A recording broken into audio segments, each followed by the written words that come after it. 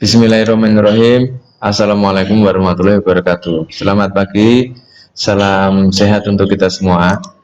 Anak-anakku sahabat SAK yang saya banggakan, tak terasa kita sudah di penghujung akhir semester Gasal di tahun ajaran 2021. Maka untuk itu, untuk mempersiapkan penilaian akhir semester Gasal, saya ingin sampaikan review materi yang sudah pernah kita pelajarin dan barangkali ini nanti bisa dijadikan acuan belajar untuk mempersiapkan dalam rangka penilaian akhir semester Gasal. Untuk yang pertama saya sampaikan yang berkaitan dengan seni musik. Nah, ada materi teknik vokal.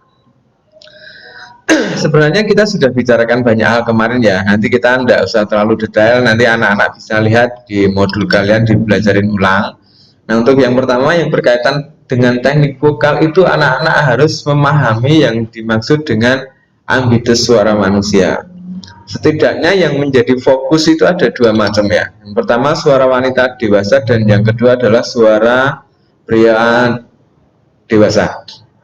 Nah, untuk suara wanita dewasa itu ada tiga macam suara, yaitu sopran, mezzo-sopran, dan alto. Kemudian ambitusnya atau wilayah nadanya atau jarak nadanya untuk sopran itu dari C sampai dengan A. Terus mezzo-sopran itu dari A sampai dengan F, alto dari F sampai dengan D.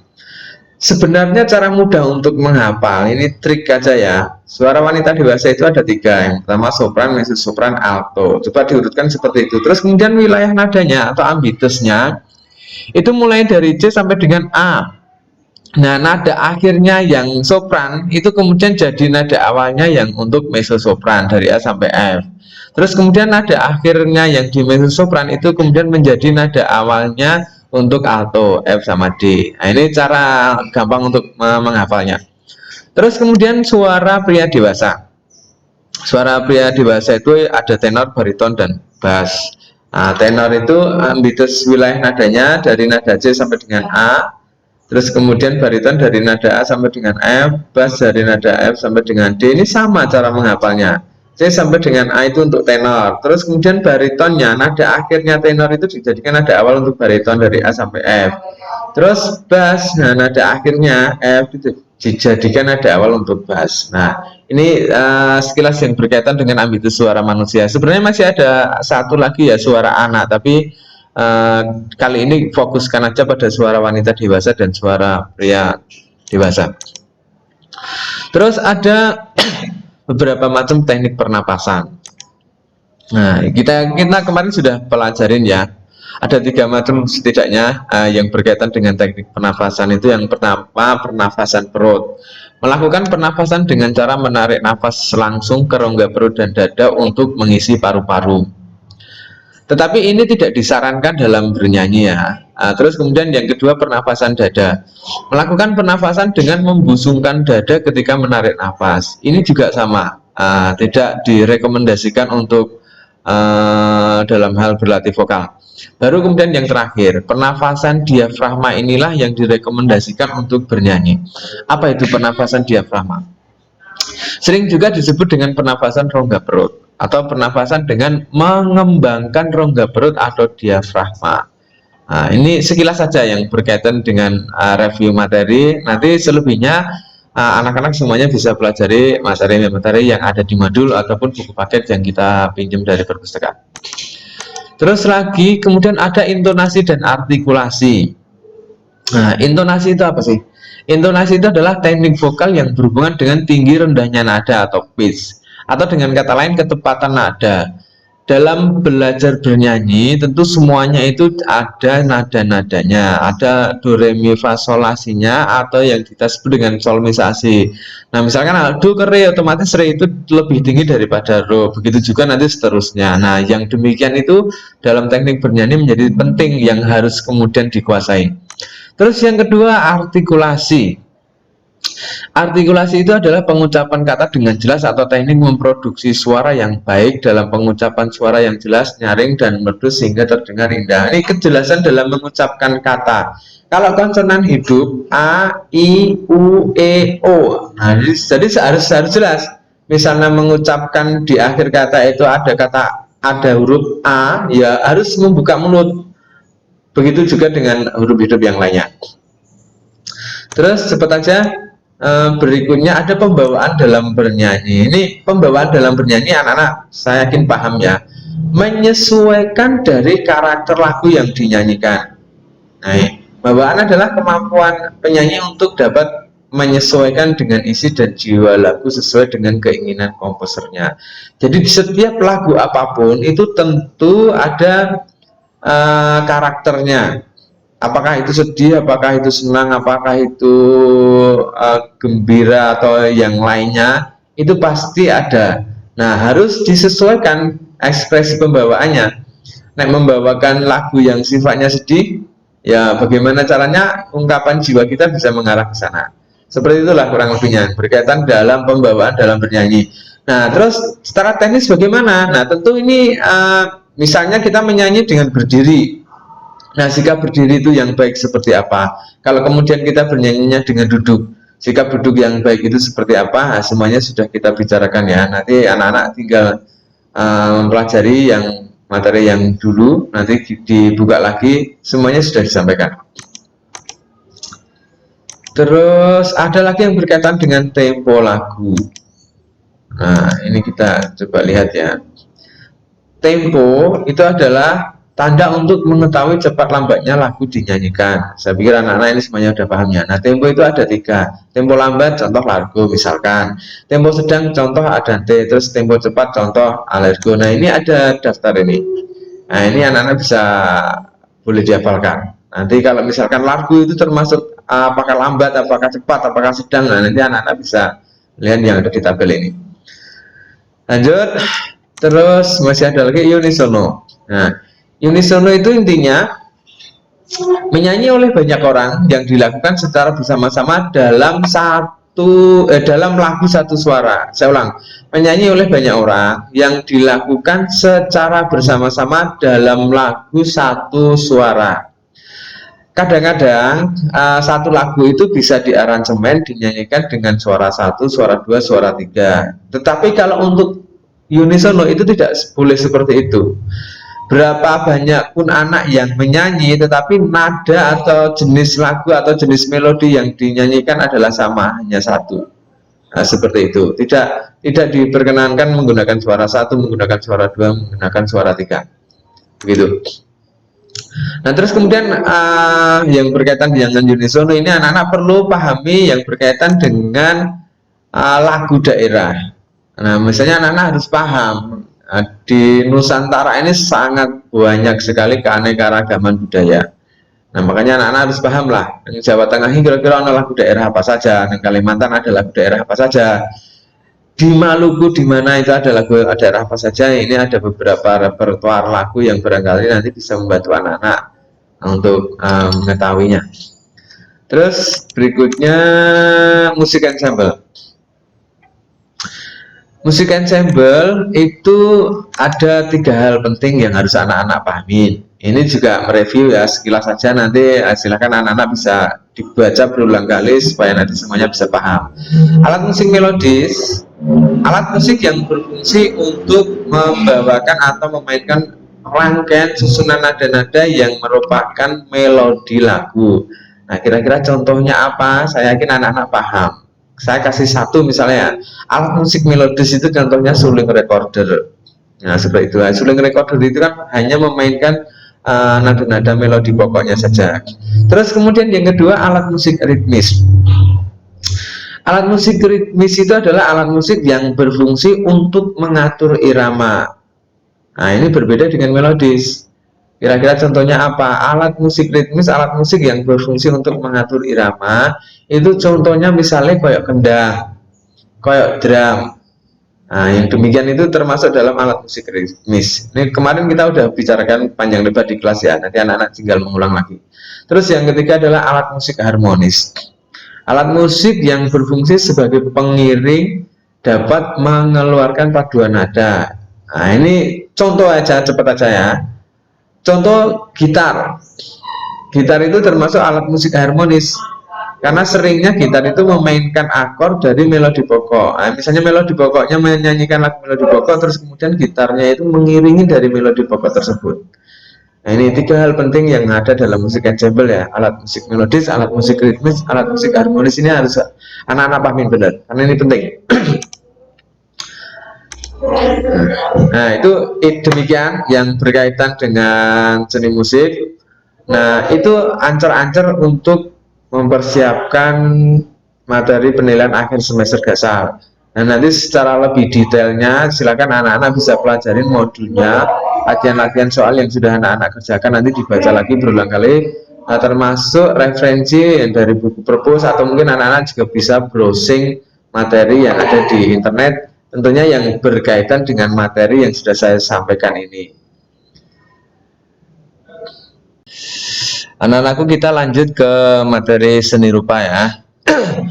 Seni rupa itu menggambar flora, fauna, dan alam benda. Ini sudah kita bicarakan juga banyak di kelas. Kita review ulang sebentar ya, supaya nanti juga anak-anak ada ancer-ancernya.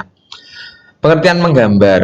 Nah, kegiatan seni rupa yang menyertakan aktivitas ini ya, yang menyertakan aktivitas cipta, rasa, dan karsa yang diwujudkan dalam bentuk karya 2-dimensional. Nah, ini pengertian menggambar kita sudah bicarakan banyak di kelas, bahkan anak-anak juga sudah melaksanakan praktik menggambar. Terus kemudian yang kedua, pengertian objek menggambar. Objek menggambar. Objek yang digunakan oleh pelukis sebagai contoh atau model lukisannya.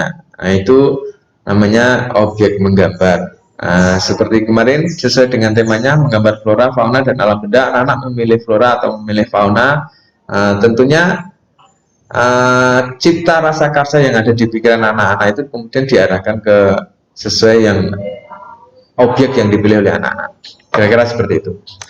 Terus kemudian ada komposisi dalam menggambar. Nah, komposisi dalam menggambar itu yang perlu diperhatikan, ini ada komposisi simetris. Nah, ini juga kita sudah bicarakan ya, apa sih komposisi simetris? Benda atau model yang menjadi objek gambar diletakkan pada posisi seimbang antara kiri dan kanan, serta memiliki keseimbangan dalam bentuk dan ukurannya. Nah, misalnya dalam frame satu kotak lembar gambar ukuran berapa itu diperhatikan. Kalau misalkan kita memilih objek gambarnya itu ada 2 gambar, berarti harus diperhatikan. Terus kemudian komposisi asimetris. Benda diletakkan dalam posisi tidak sama, baik dalam posisi maupun ukurannya, namun masih tetap memperhatikan proporsi, keseimbangan, dan kesatuan antar benda atau objek menggambar. Ini sama, sudah kita sampaikan banyak juga di kelas, bahkan anak-anak juga sudah mempraktekkan. Ketika menggambar alam benda ada porong besar, terus kemudian ada gelas kecil. Nah, itu bagaimana cara meletakkannya sehingga di situ terlihat sekali ada keseimbangan, kesatuan yang anak-anak sampaikan dalam menggambar. Terus kemudian ada keseimbangan. Keseimbangan adalah penggambaran objek benda yang memberikan adanya kesan keseimbangan antara bagian-bagiannya. Artinya tidak terkesan berat di salah satu sisi dan ringan di sisi yang lainnya. Oke, itu keseimbangan. Terus kemudian yang kesatuan. Kesatuan adalah suatu penggambaran objek yang memberikan kesan adanya kesatuan unsur-unsur yang terpadu. Nah, ini saya sampaikan cepat aja ya, nanti selebihnya anak-anak bisa pelajarin sendiri. Terus irama.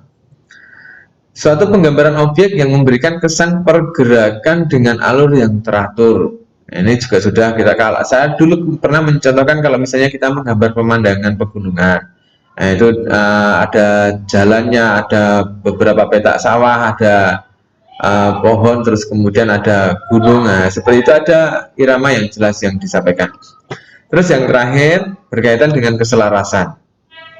Suatu penggambaran objek yang memberikan kesan kesesuaian antara bagian yang satu dengan bagian yang lainnya dalam suatu benda, atau benda yang satu dengan benda yang lain dipadukan menjadi satu bagian yang selaras. Nah, seperti itu. Yang berkaitan dengan komposisi menggambar, nanti selebih detailnya anak-anak bisa pelajarin lagi ya. Dibuka modulnya, baca berulang kali, dan referensi buku yang lainnya. Terus kemudian kita lanjut teknik menggambar. Teknik menggambar itu ada teknik arsir. Nah, ini kita juga sudah pelajari di kelas, tapi sedikit aja kita sampaikan di sini untuk mengulang ya. Teknik arsir itu apa? Teknik arsir adalah merupakan cara menggambar dengan garis-garis sejajar atau menyilang untuk menentukan gelap terang objek. Nah, kurang lebihnya seperti itu. Contohnya dulu kita sudah pernah juga ya. Terus kemudian teknik Dussel. Teknik Dussel itu merupakan cara menggambar yang penentuan gelap terang objek gambar menggunakan pensil gambar yang digoreskan dalam posisi miring atau rebah. Nah, seperti itu. Terus teknik pointillis.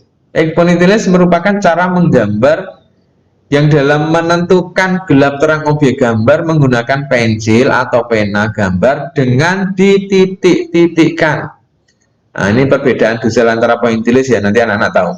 Terus kemudian teknik akuarel. Teknik akuarel merupakan cara menggambar dengan menggunakan cat air dengan sapuan warna yang tipis sehingga hasilnya tampak transparan atau tembus pandang. Ada teknik linear. Teknik linear merupakan cara menggambar objek gambar dengan garis sebagai unsur yang paling menentukan, baik garis lurus maupun garis lengkung. Terus kemudian yang terakhir teknik blok. Teknik blok merupakan cara menggambar dengan menutup objek gambar menggunakan satu warna sehingga hanya tampak bentuk globalnya atau siluetnya saja. Nah, itu kita kemarin sudah berikan contohnya ya. Terus setelah teknik menggambar masih ada alat dan media gambar. Ini anak-anak tentu paham lah, ada pensil warna, ada krayon, ada ballpoint, ada kertas gambar. Pensil itu ada beraneka macam pensil ya, ada pensil H, pensil B. Nah, itu kita sudah bahas seberapa pekat kehitaman yang diperlukan. Terus kemudian anak-anak nanti dalam memilih menyesuaikan apakah akan menggunakan pensil jenis H, apakah pensil HB, apakah menggunakan pensil B. Itu kemarin kita sudah banyak bicarakan di kelas. Nanti yang berkaitan dengan alat dan media gambar anak-anak bisa pelajari ulang yang ada di modul kalian. Terus kemudian motif ragam hias. Nah, ini juga menjadi penting yang kemudian harus anak-anak pahamin. Setidaknya ada ragam hias geometris, ada ragam hias flora, ada ragam hias fauna, dan ada ragam hias figuratif. Ini juga kita sudah bicarakan banyak ya yang berkaitan dengan ragam hias. Langsung saya berikan contoh gambarnya saja seperti ini. Nah, anak-anak nanti bisa membedakan yang demikian itu ragam hias figuratif, ini ragam hias fauna, ada ragam hias geometris, ada ragam hias flora. Pengertiannya apa figuratif apa, fauna apa, geometris apa, ragam hias flora apa. Nah, anak bisa pelajari lagi yang ada dalam modul anak-anak. Saya yakin semua materinya di situ sudah ada, anak-anak tinggal belajar.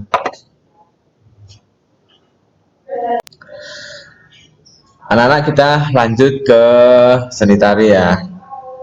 Ada elemen gerak tari. Nah, secara pengertian seperti apa? Ini saya mohon maaf tidak banyak menampilkan slide ya. Nanti saya sampaikan langsung saja karena nggak cukup waktu untuk membuat PowerPoint-nya. Nah, jadi disampaikan oleh pakar tari Rodolf Laban ya, bahwasanya menyatakan gerak merupakan fungsional dari bodi atau gerak bagian kepala, badan, tangan, dan kaki. Dan kemudian di dalam gerak itu perlu space, ada ruang gerak yang terdiri dari level, jarak, atau tingkatan atau gerak. Terus kemudian ada yang berhubungan dengan waktu atau time, berhubungan dengan durasi gerak, perubahan sikap, posisi, dan kedudukan. Oke, seperti itu. Nah, terus kemudian ada beberapa pengertian tari, ada beberapa macam pengertian tari menurut para ahli. Nah, ini banyak banget ya. Ada yang dari Aristoteles itu pengertian tari itu apa, dari John Martin itu pengertian tarinya apa, dari S. Mardani itu pengertian tari apa, Bagong Kussudiarjo itu pengertian tarinya itu apa. Nanti anak-anak bisa pelajarin sendiri yang ada di dalam modul kalian. Terus yang berkaitan dengan ruang. Yang berkaitan dengan ruang menari itu adalah posisi arah hadap. Apakah menari pada saat itu menghadap ke depan, menghadap ke samping, atau menghadap ke belakang? Nah, itu menjadi penting yang kemudian harus anak-anak pahami. Di situ juga sudah disampaikan di dalam modulnya, kita sudah bicarakan panjang lebar di kelas. Saya hanya mereview ulang aja supaya nanti anak-anak ada ancer-ancer untuk belajarnya ya. Terus setelah ruang kemudian ada apa namanya, semacam kayak pola lantai lah. Nah, ada garis. Nah, pola lantainya itu apakah horizontal, membentuk garis seperti apa, apakah membentuk lingkaran, apakah kemudian membentuk V ataukah yang lainnya. Itu yang berkaitan dengan pola lantai nanti anak-anak juga harus pahami. Terus kemudian ruang dalam menari itu ya bisa dipahami juga ruang pertunjukan. Bisa di dalam panggung terbuka, bisa di dalam panggung tertutup. Nah, itu nanti anak-anak bisa pelajari lah yang berkaitan dengan tari. Terus ada yang berkaitan dengan tenaga. Nah, di dalam tenaga itu setidaknya ada 3 hal yang anak-anak harus ingat. Ada intensitas, ada aksen, dan ada kualitas. Apakah itu intensitas? Gerakan tari yang berkaitan dengan suatu kuantitas dari tenaga dalam tarian sehingga akan menghasilkan suatu gerakan dengan tingkat ketenagaan. Itu yang berkaitan dengan intensitas. Terus kemudian ada aksen. Gerakan tari yang akan muncul ketika penari melakukan gerakan dengan cara tiba-tiba dan kontras. Hal ini juga sering disebut dengan istilah tekanan. Terus kemudian yang ketiga adalah kualitas. Gerakan tari yang timbul dengan cara menggunakan atau menyalurkan tenaga secara maksimal. Nah, itu nanti anak-anak bisa pelajari lagi. Terus ada beberapa tokoh tari yang harus kita kenal. Itu setidaknya ada Bagong Kussudiarjo, ada Untung Mulyana, dan ada Mas Didik Ninitowo.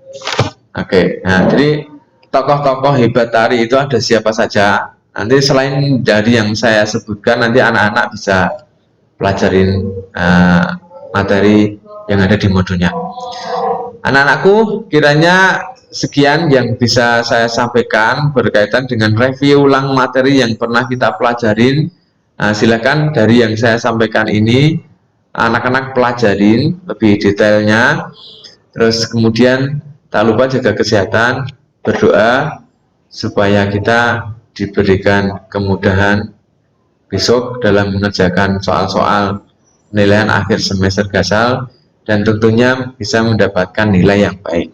Sekian dari saya, ada kurangnya mohon maaf. Wassalamualaikum warahmatullahi wabarakatuh.